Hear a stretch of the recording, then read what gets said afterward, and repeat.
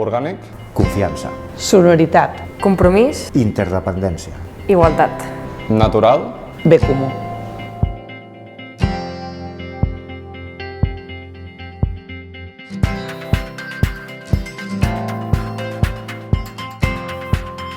Basetis és una consultora tecnològica amb seu aquí a Barcelona. Som ara mateix unes 400 persones i ens dediquem a fer serveis de consultoria en l'àmbit de les TIC. Som una empresa que el nostre tret diferencial és la nostra forma d'organització. Nosaltres ens basem en el model TIL, creiem en l'autogestió, la completitud i el propòsit evolutiu i a més creiem que com a empresa tenim un deure amb la societat.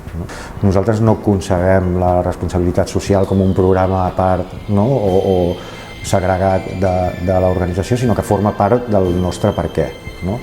Les pràctiques de reforma horària al final se'ns presenten com una solució a tot el tema del confinament del Covid, on al final es força una situació on la vida de les persones queda enganxada a la feina laboral.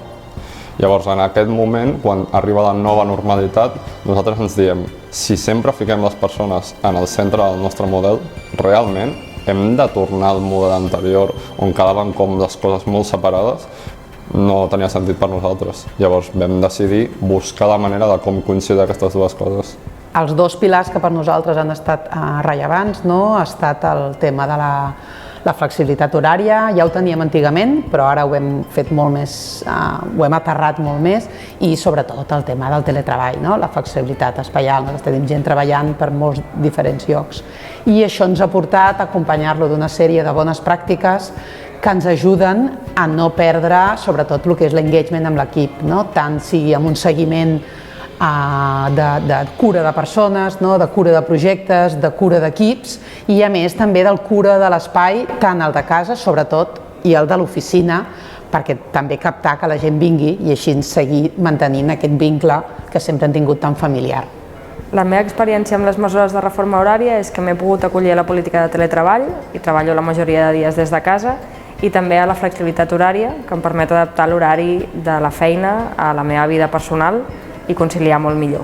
Per acompanyar, per ajudar a mantenir encara la unió entre companyes, tenint aquests dos pilars que a vegades són complicats, hem establert una sèrie de comissions que són de participació voluntàries, que serien el People Care, que seria l'acompanyament a les persones en situacions tant laborals com personals, el Teams Care, l'acompanyament als equips pel bon funcionament, i el Service Care, que seria l'acompanyament per veure com van els projectes. Els tres avantatges més clars de la reforma horària han sigut poder adaptar el meu horari laboral a anar a buscar el meu fill a l'escola, ara que estic embarassada, adaptar l'horari també per poder trobar-me millor i per últim dinar a casa, que millora molt la meva qualitat de vida personal. Avantatges clars que hem viscut és, per una banda, la tranquil·litat i felicitat de les persones en el moment de la conciliació.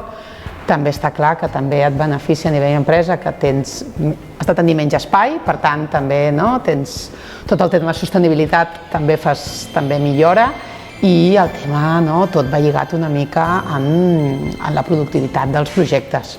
Sí, sens dubte el model és replicable, i no només és replicable, sinó que hi ha moltes empreses de moltes dimensions diferents que estan funcionant sota el paradigma de l'autogestió i funcionant molt bé arreu del món. Jo sí que considero que és un valor diferencial perquè al final és un sector que va molt ràpid, que requereix molta feina, molta pressió, i sí que és cert que en general a les empreses els ha costat sempre ficar les persones com al davant de tot. Llavors considero que sí que és un valor diferencial, tot i que estic molt content que cada cop les empreses del sector s'està donant compte que les persones siguin felices implica directament que la seva feina estarà millor feta. Autogestió. Transformació social. Completitud. Humana. Pensant en persones. Transparència. Família. Casa meva.